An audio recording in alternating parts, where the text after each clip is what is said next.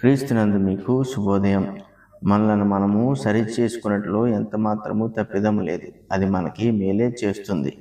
ఎవరైనా తమ పాపములను బట్టి వారికి నొప్పి కలగని ఎడల వాళ్ళు రక్షణలో లేనట్టే అర్థము.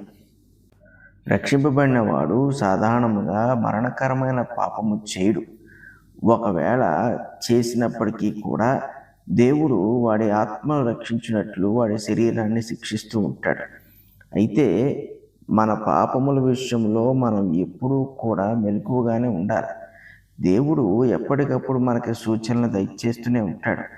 మనము బొత్తిగా రక్షణను కలిగి ఉండని వారమైతే, అంటే క్రైస్తవులుగా చెప్పబడుచున్నప్పటికీ కూడా మనము పొందిన రక్షణ అది క్రీస్తును బట్టి మనకి కలిగినది కాకపోతే అప్పుడు మనకి సూచనలు దేవుని నుండి కలుగవు. అయితే ఏ పాపము చేసినప్పటికీ కూడా మరి మనుషులంగా మనకు బలహీనతలు అప్పుడప్పుడు వస్తూ ఉంటాయి కాబట్టి అవి దేవునికి అవిధేయతగానే ఎంచబడుతూ ఉంటాయి. దేవుడు చూసి చూడకుండా ఊరుకోడు. అట్టి పాపములను కూడా ఆయన తీవ్రముగానే పరిగణిస్తూ ఉంటాడు. అందు నిమిత్తమే మనము మనలను సరిచేసుకోవాలన్న ఉద్దేశంతో దేవుడు తన యొక్క కార్యములను మనకి వ్యతిరేకముగా జరిగిస్తూ ఉంటాడు. ఏ సందర్భంలో అయినా ఒకవేళ మనము ఎక్కువ కాలము చిక్కులో ఉన్నప్పటికీ లేక సమస్యకు పరిష్కారము దొరకనప్పుడు మనము మనల్ని పరిశీలన చేసుకుంటే ఎంతో మంచిది. ఎందుకంటే ప్రమాదము పొంచి ఉంటున్నప్పుడు లేకపోతే నష్టము పొంచి ఉంటున్నప్పుడు మనము జాగ్రత్త పడి ఒకవేళ మనలో తప్పిదం ఉందేమో అనే సంగతిని మనం గ్రహించుకోగలగాలి. అయితే నీతిమంతుడిగా చేయబడినవాడు ఒకవేళ పడిపోయినను కూడా వారిలో తప్పిదం ఉందన్న సంగతిని వాడు గ్రహించగలడు. ఎందుకంటే ఆత్మచేత నీతి విషయంలో ఒప్పింపజేయబడినప్పుడు, పాపం విషయంలో, తీర్పు విషయంలో ఒప్పింపజేయబడినప్పుడు అటువంటి వారికి రక్షణానుభవము, రక్షణ సంబంధమైన జ్ఞానం ఉన్నది అని అర్థము. కాబట్టి వాళ్ళు ఎప్పుడైనా తప్పిదము చేసినప్పుడు అది వారికి తెలిసే చేసి ఉన్నారన్న సంగతి వాళ్ళు ఎరుగుదురు. అయితే దాని విషయంలో తప్పించుకునే ప్రయత్నము చేయటానికి కొన్నిసార్లు వాళ్ళు చేస్తూ ఉంటారు. అయితే పాపము చేసిన వారు అందరూ ఇలాగే చేస్తున్నప్పటికీ కూడా దేవుడు మటుకు తాను ఎవరినైతే విశ్వాసమును బట్టి నీతిమంతులుగా ఇచ్చాడో వాళ్ళని మాత్రమే తిరిగి ఆయన యొద్దకు రప్పించుకోవడానికి సూచనలను దయచేస్తూ అవసరమైతే వారిని శిక్షిస్తూ ఆయన యొద్దకు నడిపించుకుంటూ ఉంటాడు. అయితే ఇదంతా మనం ఎందుకు చెప్పుకుంటున్నామంటే యేసుక్రీస్తు రక్తము ద్వారా కడగబడిన వారమైతే మన తప్పిదముల విషయంలో మనం ఎప్పుడూ కూడా జ్ఞానము కలిగి ఉంటామనే సంగతిని మనము ఒప్పుకోవలసి ఉన్నది. అలా ఒప్పుకున్న పిమ్మట ఆ జ్ఞానమును బట్టి దేవుని యొద్దకు తిరిగి వెళ్ళటానికి మనం ప్రయత్నం చేయాలి. ఎందుకంటే సాధారణ మనుషులు సైతము, అంటే క్రైస్తవులు కాని వారు కూడా తమ పరిస్థితులను బట్టి, సమస్యలను బట్టి ఒకవేళ వాళ్ళలో తప్పిదం ఉందేమో అని కూడా ఆలోచన చేసే సందర్భాలు లేకుండా లేవు. యోనా గ్రంథము 1వ అధ్యాయము 6వ వచనానికి మనం వచ్చినప్పుడు అక్కడ అంటున్నాడు, అప్పుడు ఓడ నాయకుడు అతని యొద్దకు వచ్చి, ఓయి నిద్రపోత, నీకేమి వచ్చినది? లేచి నీ దేవుని ప్రార్థించుము, మనము చావకుండా ఆ దేవుడు మన యందు కనికరించునేమో అనెను. ఈ గ్రంథం మనం చదివినప్పుడు యోనా ఎందుకు పారిపోచున్నాడు అన్నది మనకు అర్థమవుతూ ఉంటుంది. అయితే యోనా చాలా భయముతోనే పారిపోతూ ఓడ అడుగు భాగములో నిమిత్తమాత్రుడిగా తన వరకు తానే నిద్రిస్తూ ఉన్నాడు. బయట పెద్ద తుఫాను ఉన్నప్పటికీ కూడా, అది దేవుని వల్ల కలిగినప్పటికీ కూడా అతడు పైకి రాలేదు. ఎందుకు అంటే తాను దేవునికి వ్యతిరేకముగా నడుచుకొనిచున్నాడని యోనాకు తెలుసు. అయితే తన దగ్గర బలమైన కారణము ఉంది అని అనుకొని అతడు ఈ ప్రయాణమును మొదలుపెట్టాడు. కానీ ఎప్పుడైతే దేవుడు ఇంత పెద్ద తుఫాను తీసుకొచ్చాడో యోనాకి మనస్సునందు అర్థమైపోయింది, తన అవిధేయత వల్లే దేవుడు ఇలా చేస్తున్నాడని. అయితే ఇక్కడ మనం గమనించవలసిన విషయం ఏంటంటే మిగిలిన వారందరూ కూడా ఆ ఓడలో యెహోవా దేవుడిని నమ్మిన వారు కాదు.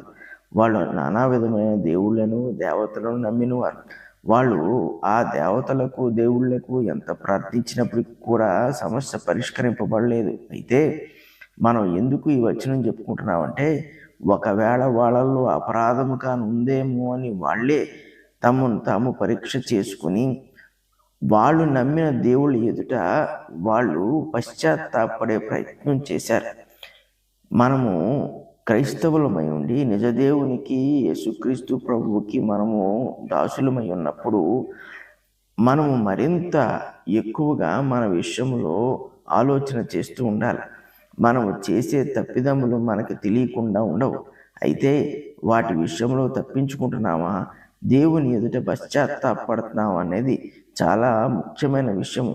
ఒకవేళ పశ్చాత్తాపడిన పరిస్థితుల్లో దేవుడు జోక్యము చేసుకోవలసి వస్తుంది.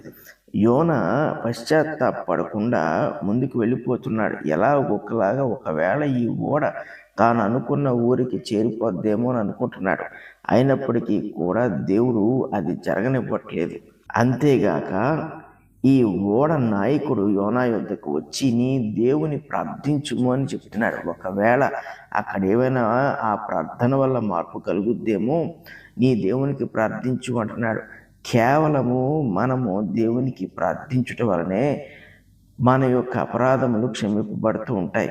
మానవులుగా మనము తప్పిదములు చేయము అని అనుకోవడము మూర్ఖత్వము. అయితే పరిస్థితులను బట్టి, శోధనలను బట్టి, మనకున్న బలహీనతలు బట్టి కొన్నిసార్లు మనం తప్పిదములు చేసినప్పుడు అవి మనకు తెలిసి వస్తాయి. కాబట్టి మనము వాటి విషయంలో వెంటనే పశ్చాత్తాపడడం ఎంతైనా మంచిది. యోనా చేసిన తప్పు గొప్ప తప్పే. ఎందుకు అంటే ప్రవక్తగా దేవుని ఆజ్ఞను అతడు పాటించవలసిన వాడు. మనుషుల రక్షణార్థమై సువార్తను ప్రకటించవలసిన వాడే. దాని నుండి తప్పించుకుని పోవటానికి అతడు కారణము కలిగి ఉన్నాడు అనుకుని తప్పించుకుంటున్నాడు. దేవుడు మనుషుల కారణములను ఎంచడు. ఆయన నిర్ణయమే తుది నిర్ణయము. అదే సరైన నిర్ణయము. ఎందుకంటే పరిశుద్ధుడు తీసుకునే నిర్ణయంలో ఎప్పుడూ తప్పు ఉండదు. దేవుడు పరిశుద్ధుడు కాబట్టి, పాపము లేనివాడు కాబట్టి ఆయన నిర్ణయాలు ఎప్పుడూ ఖచ్చితమైనవే. ఇది యోనా గుర్తించడంలో వెనుకబడ్డాడు. కాబట్టి తన యొద్ద ఉన్న కారణం గొప్పదనుకుని ఇలాగ పారిపోయే ప్రయత్నము చేశాడు. అయితే అతడు మరణకరము కాని పాపమే చేశాడు. ఎందుకు అంటే దేవుడు అతన్ని చంపాలని ఉద్దేశించి ఉన్నాడా అంటే లేదు. కానీ మరణ భయాన్ని కలిగించే అంతగా ప్రమాదమును సృష్టించాడు దేవుడు. అందుకే తర్వాత యోన క్షమాపణ చెప్పడము, అప్పుడు దేవుడు ఒక మత్స్యమును ఏర్పాటు చేసి యోనాని ఒడ్డుకి నడిపించడం జరిగింది. యోనా యొక్క ఈ కథను మనం చూసినప్పుడు మనుషులు అంటే దేవుని ప్రజలైన వారు దేవుని యొక్క నిర్ణయాలను కొన్నిసార్లు అర్థము చేసుకోలేక తప్పిదము చేస్తూ ఉంటారు. అంటే దేవుడుకున్న ఉన్నతమైన కారణములు మానవులుగా మనకి కనబడవు, కలుగవు. మన జ్ఞానము పరిమితము, మన నీతి పరిమితము, మన యొక్క విధి విధానాలు కూడా అన్నిసార్లు దేవుని మెప్పించేటట్టు ఉండవు. కాబట్టి దేవుడు తీసుకునే నిర్ణయాలు కొన్నిసార్లు మనకి అసాధారణముగాను లేక అర్థము కానివిగాను ఉన్నప్పుడు మన సొంత నిర్ణయాలు తీసుకునే పరిస్థితులు ఏర్పడతాయి. అలాంటి పరిస్థితిలోనే తప్పిదాలు జరుగుతుంటాయి. తప్పిదాలు జరిగినప్పుడు పరిణామాలు మనకు అనుకున్నట్టుగా రావు. అవి మనకు వ్యతిరేకముగా ఉంటూ ఉంటాయి. అయితే దేవుని గొప్పతనం ఏంటంటే నీతిమంతులైన వారి విషయంలో ఆయన సూచనలు దయచేస్తూ ఉంటాడు. ఆ సూచనల ద్వారా మన తప్పిదములు మనం ఒప్పుకోవాలని కోరుకుంటూ ఉంటాడు. వాటిని కూడా మనం నిర్లక్ష్యం చేసినప్పుడు అప్పుడు ఆఖరిగా ఆయన గొప్ప సందర్భాన్ని అంటే కీడు కలిగించే సందర్భాన్ని మనకు దయచేస్తాడు. దానిని బట్టి మనము తెలుసుకోవలసిన పరిస్థితి ఏర్పడుతూ ఉంటుంది.